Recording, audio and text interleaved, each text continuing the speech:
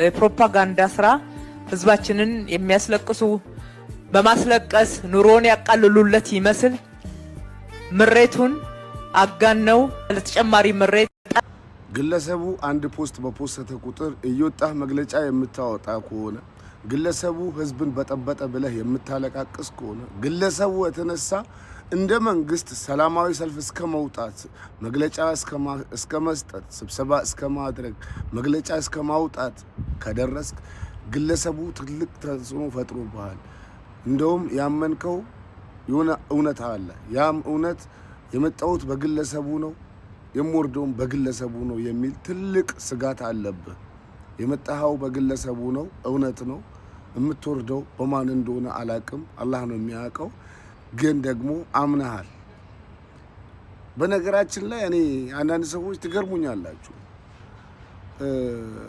አንድ ችግር ሲፈጠር ያንን ችግር ለመፍታት ከመሞከር ለዛ ችግር ስያሜ በመስጠት ለዛ ችግር አቅጣጫ በማሳት ያንን ችግር በማጥላላት ችግረኛውን በማንቋሸሽ ጥያቄውን እንዲተው የምትፈልጉት ነገር ጥሩ አይደለም። ችግሩን መፍታት ነው የሚሻለው። ያንድን መንግስት እድሜውንም የሚያራዝመው ችግሩን መፍታት ነው። አትማሩም እንዴ?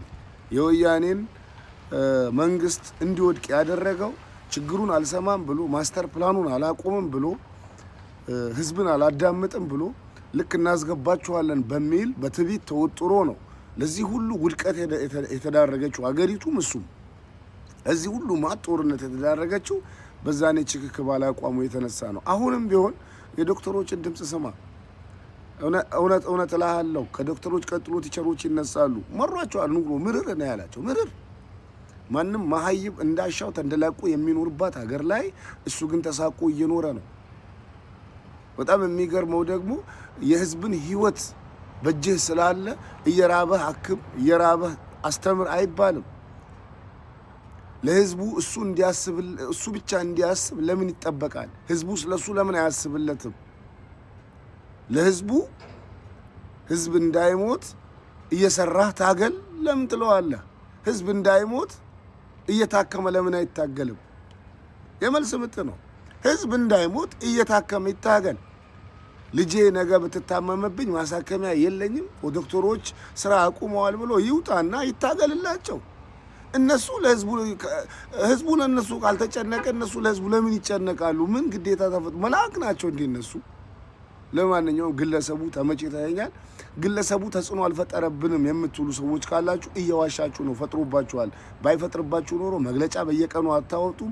ስብሰባ አትሰበስ እንደ መንግስት የአዲስ አበባ ከንቲባ ስብሰባ ተሰብስባ ስለ ግለሰቡ ስትበጠረቅ ነበረ።